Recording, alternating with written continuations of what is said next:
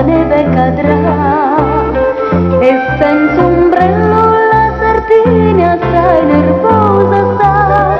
Se lei permette, signorina, le dovrei parlare. E la arrossisce la voce che tanto le piace.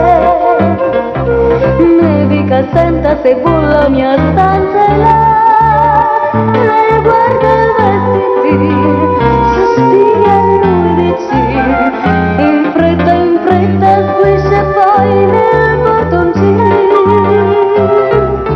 Fiocca, la neve fiocca, ed ogni cuore sogna un dolce focolare. Baci, violenti audaci, a cuore ci si può scaldare. Con la sua cicca incollata sul labbro il monello, va fischiettando ma un tratto si ferma a guardare.